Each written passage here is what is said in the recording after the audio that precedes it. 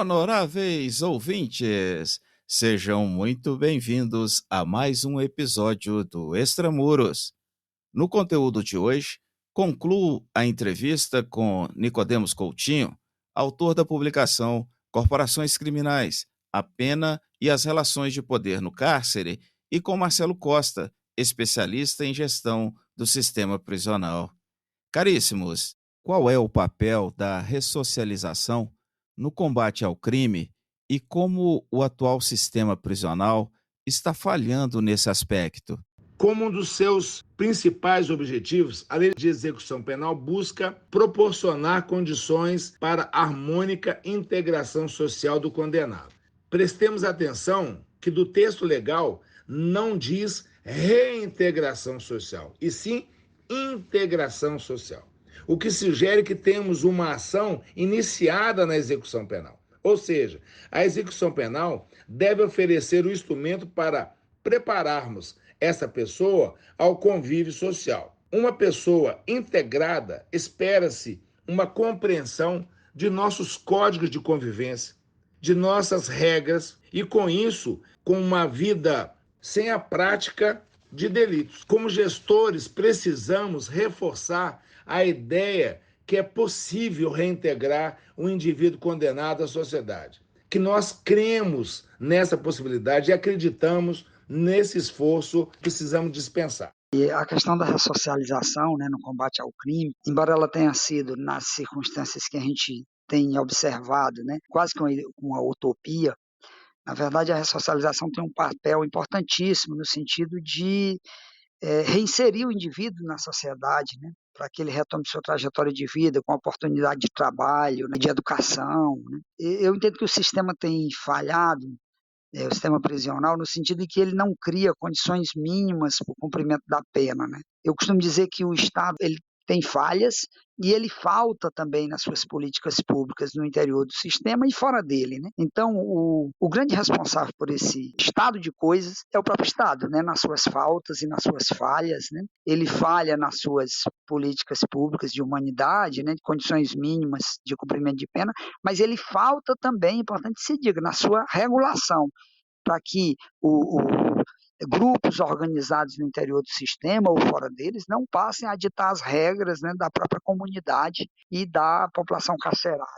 Quais os reflexos visíveis e possíveis na segurança pública das ações do Estado para a retomada do controle das instituições prisionais? Claro que a gente precisa reconhecer que, principalmente no campo prisional, né, o Estado tem evoluído, né, na melhora das condições e das condições dos presídios, né, e da própria criação de procedimentos, né, e eu entendo que isso tem muito a ver com a própria criação da Senapen, antigo DEPEN, que você e o Abel, pessoas como você, como o Abel, tiveram participação importante e têm, né, participação importante nesse processo de evolução e melhoramento dos presídios, das condições mínimas de cumprimento de pena, né, enfim.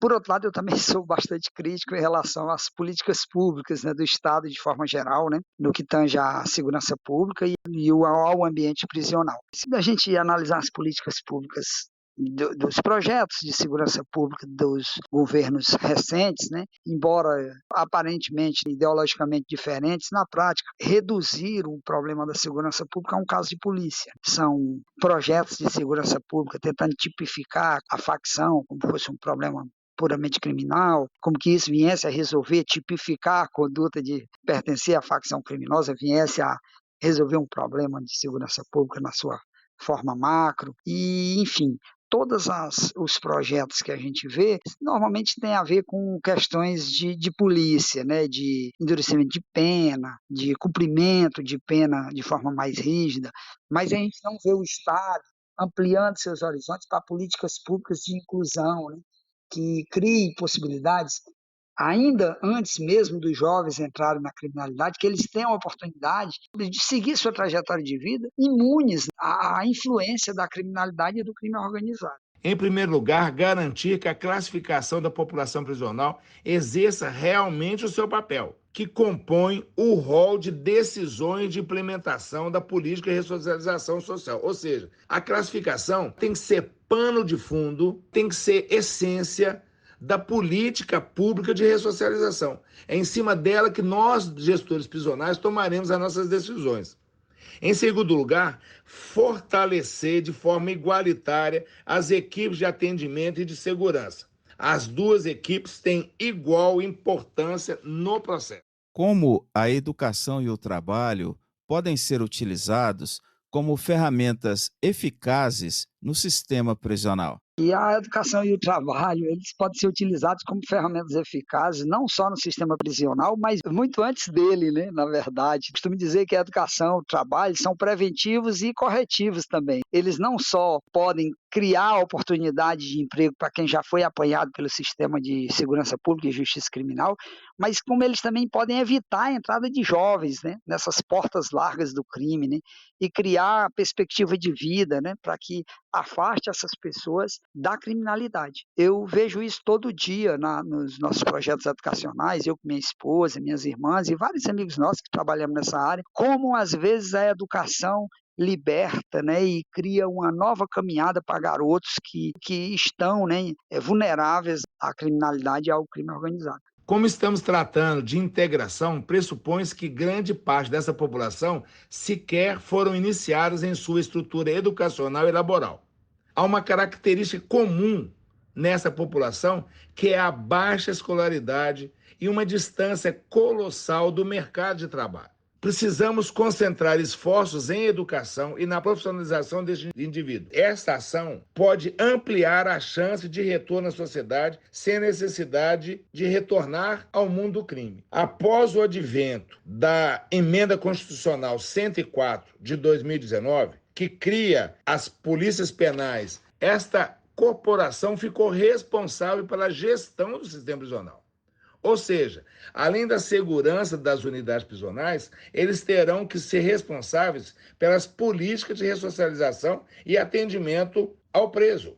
Sem a capacitação e sensibilização devida de como classificar a população de condenados, como implementar as políticas sociais e continuarmos os esforços da segurança e nos concentrarmos somente na retribuição penal, fracassaremos na política de execução penal. Em que medida a atuação das facções criminosas dentro dos presídios interfere na vida das comunidades externas? É visível, né, a atuação das facções criminosas dentro do presídio e, obviamente, nas ruas da cidade, por meio de pichações, enfim, controles de território. É bom que se diga que a maioria dessas facções surgiram no interior do sistema prisional, ou seja, sob a custódia do Estado, né? E se expandiram para as ruas da cidade, criando normas de conduta, né? Normas próprias de conduta e controlando territórios e a própria vida da comunidade. É só a gente pensar que hoje o aumento das mortes violentas, intencionais, né, está intimamente ligado ao surgimento e ao empoderamento dessas facções, tanto no interior do sistema prisional quanto nas ruas da cidade. Qual é o papel das políticas sociais na prevenção primária da criminalidade e como elas podem ser efetivas? Não podemos ser hipócritas. Enquanto as políticas que permitem acesso à educação não atingirem uma grande parcela de nossa população mais pobre, estaremos garantindo acesso dessa população fragilizada ao mundo do crime e, principalmente, reforçando as facções. As políticas sociais, né, nessa prevenção primária da criminalidade, elas assumem essencial importância. Primeiro é importante falar que quando a gente fala política de segurança pública, a gente limita essas políticas à mera segurança pública. Na verdade, nós precisamos pensar numa política pública de segurança que esteja inserida num contexto de outras políticas públicas que estão, inclusive, elencadas na nossa Constituição. A exemplo da educação, da saúde, do lazer, moradia, trabalho. Eu sou um exemplo disso, né? Eu sou de uma infância pobre, estudei escola pública em regiões periféricas do país e a minha vida se resumia à educação, quando eu estava no colégio, e esporte, na quadra de esporte. Isso para mim foi uma infância extremamente saudável. Hoje, na minha pesquisa de mestrado, eu ando muito nas ruas da cidade, né? Infelizmente o que eu vejo são muros dos ginásios, né, pichados, né, como uma forma de delimitação de território por facção criminosa. Nós precisamos retomar a importância dos ginásios de esporte, dos espaços de lazer, investir em colégios, para que a gente possa afastar essa parcela da população que está mais vulnerável à criminalidade, afastar esses jovens dessa criminalidade e do crime organizado. Quais são os maiores desafios que o Estado enfrenta ao tentar implementar políticas de prevenção da criminalidade baseadas em direitos humanos? Quando a gente pensa, né, em implementação de políticas de segurança pública, né, políticas públicas de prevenção de criminalidade, né, baseado em direitos humanos, a gente vê que nós temos um desafio muito grande pela frente. Primeiro porque hoje a gente percebe que a violência virou um espetáculo, né, que produz, no dizer do sociólogo Pierre Bourdieu, muitos capitais. Capitais sociais, né? Capitais políticos, econômicos, de mídia, né? Nós assistimos diariamente o espetáculo na mídia, né, da violência, pessoas se elegendo na plataforma da segurança pública, sempre com aquele discurso raso do CPF cancelado, bandido bom é bandido morto. Então virou um espetáculo. As plataformas de campanha, de governo, sempre se pautam nesse espetáculo da violência, com soluções muito fáceis, né, e rasas, né? Que são normalmente discursos, né, sem evidência científica, que pautam hoje a segurança pública, sempre nesse discurso muito superficial, né, de política pública reduzida apenas à questão da política de segurança pública. Então, esse hoje é o grande desafio. Primeiro, você ter políticas de Estado que incluam, né, uma série de políticas públicas que não só a algema para o jovem que hoje se encontra em estado de vulnerabilidade. Obviamente que eu estou falando aqui dessa massa da criminalidade que representa, inclusive, mais de 80% da nossa massa prisional. Outros campos da criminalidade requerem, obviamente, uma política de segurança pública na medida em que lhe dê uma resposta, né? Mas nos referindo especificamente a essa massa de garotos que estão vulneráveis, né, e que estão inchando os presídios, a gente precisa realmente evoluir de uma política da violência como espetáculo para uma política pública que valorize os direitos humanos e a cidadania.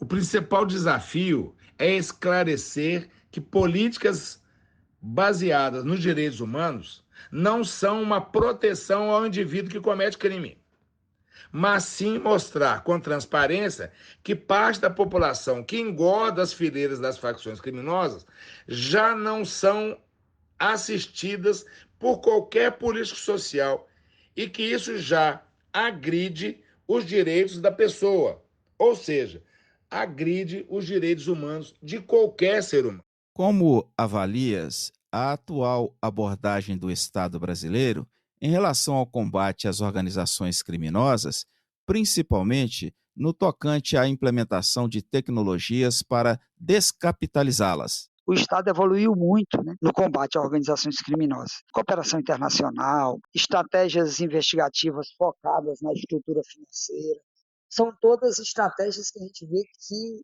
tem dado certo, né, que a gente tem atacado as estruturas das organizações criminosas e pelo seu lado financeiro, né, que é o que move toda a organização criminosa. Então, nesse ponto, acho que a gente tem evoluído muito, mas o caminho ainda é longo, né? Precisamos evoluir mais e mais, porque o crime organizado é uma eterna metamorfose, né? Está sempre se ressignificando, se estruturando, e a gente precisa estar atualizado nesse combate. É importantíssimo acabar com o fluxo de recursos que alimentam as facções criminosas. Como disse anteriormente, somente a integração dos agentes de segurança pública de todos os níveis, trabalhando de forma profunda nosso sistema de inteligência e de informação, nós poderemos fazer frente à atuação do crime organizado. Como a sociedade civil pode contribuir para a diminuição da criminalidade e da reincidência criminal?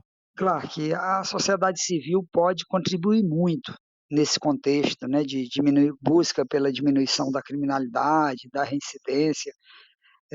A sociedade civil tem um papel importantíssimo.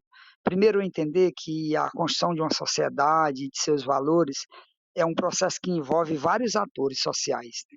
O Estado, a sociedade civil, a família, as igrejas, as escolas. É um problema que exige uma solução coletiva e não apenas por parte do Estado. A nossa Constituição, no seu artigo 144, deixa muito claro que a segurança pública é um direito e é responsabilidade de todos. Então, esse é o papel da sociedade civil: contribuir com suas instituições formais e informais, né, nesta nova sociedade que a gente quer, em que os direitos humanos sejam a pauta, né, a cidadania sejam valorizados. Acreditando na eficiência das políticas públicas implantadas, nosso papel como gestores é uma clareza na comunicação de nossas ações e apresentação dos resultados alcançados, inclusive na ressocialização penal e na redução da criminalidade. Nós, como gestores, temos a obrigação de transmitir com clareza para a sociedade a política que foi implantada, como ela foi aprimorada ao longo da sua execução, os resultados alcançados e que, principalmente, a atuação do sistema prisional altera de forma positiva os índices de criminalidade. Quais são as perspectivas futuras para o sistema penitenciário brasileiro, considerando as reformas e intervenções necessárias? Como todo setor da sociedade, o sistema prisional precisa de atenção. A segurança pública precisa de atenção. Os servidores que formam esses setores precisam ser bem cuidados e isso é uma tarefa governamental. Sou otimista e vejo as corporações se fortalecendo e entendendo a necessidade de aprimorarem as políticas públicas voltadas para o setor prisional e o de segurança pública. Essa, para mim, é o principal sinal de boas perspectivas para o futuro do sistema prisional brasileiro. Claro que eu sou extremamente otimista, né, em relação ao sistema penitenciário brasileiro, principalmente, né, depois que eu vi de perto seu trabalho, né, no DEPEN, atual Senapen, o trabalho de amigos meus como o Abel e tantos outros. Eu acho que o sistema penitenciário muito evoluiu, né, nos últimos tempos, muito por participação da Senapen, do DEPEN, e de pessoas como você e como o Abel. A criação do DEPEN contribuiu muito com padronização de procedimentos, né? Proposição de políticas públicas também. Eu vejo que o Abel tem um trabalho muito bacana na área de políticas públicas no Senapen. É bom que se diga que muitos dos problemas que foram diagnosticados, né, na CPI em 2009 e em 2015 pelo STF, né, no chamado estado de coisa inconstitucional, já foram enfrentados e têm sido enfrentados de uma forma com muito profissionalismo. É um caminho longo, né, que passa uma mudança de mentalidade dos gestores e da própria sociedade, mas há luz sim no final do túnel. Chegando ao final de nossa conversa, externo os meus agradecimentos e satisfação pela sua ilustre participação e deixo este espaço para suas considerações finais. Fraterno abraço. Dr. Clark, já deixando o meu abraço e meu agradecimento. Obrigado pelo carinho de sempre, pela atenção de sempre, e eu estou sempre à sua disposição. Gostaria de fazer minhas considerações finais dizendo que, primeiro, eu me sinto muito honrado, né, e desafiado por um convite de uma pessoa como você, né, um profissional da mais alta estirpe, né. Tive a oportunidade de ser seu aluno e aprendi muito com você. E aprendi muito também me aproximando do sistema prisional, né, dos gestores de inteligência e de políticas públicas do sistema prisional. Evoluí muito como profissional, né. Eu lhe digo que eu sou um idealista. Eu não penso unicamente como policial, né, o que já é um horizonte bem amplo, mas eu penso também como educador, né. Eu penso que a sociedade precisa entender que a política pública de segurança, ela é o caminho final dessa trajetória, né? Nós precisamos trabalhar com uma diversidade de políticas públicas para que a política pública de segurança, de justiça criminal, seja o último estágio desse processo na sociedade, né. Agradeço profundamente a você pelo convite, digo que eu não tenho uma resposta, né, que é apenas uma leitura, né, a partir da minha vivência como policial e da minha condição de pesquisador nessa área, mas eu não me fecho a outras opiniões, outras visões. Eu acho que qualquer visão que vier nesse sentido, né, da evolução, do melhoramento do sistema prisional, vai ser sempre bem-vinda, a gente vai debater. Me coloco à disposição, né, para outros questionamentos. A minha dissertação de mestrado está na plataforma da universidade, mas eu me coloco no privado, né, para disponibilizar. É sempre uma leitura que eu fiz do sistema e não pretendo fechar como a única verdade. Então, muito obrigado, meu amigo, e grande abraço a todos. Honoráveis ouvintes, este foi mais um episódio do Extramuros. Sou Washington Clark dos Santos, seu anfitrião. No conteúdo de hoje, concluímos a entrevista com Nicodemos Coutinho, autor da publicação Corporações Criminais, a Pena e as Relações de Poder no Cárcere, e com Marcelo Costa, especialista em gestão do sistema prisional. Acesse os links de pesquisa em www.extramurospodcast.com e saiba mais sobre este conteúdo. Inscreva-se e compartilhe nosso propósito. Será um prazer ter a sua colaboração. Pela sua audiência, muito obrigado e até a próxima.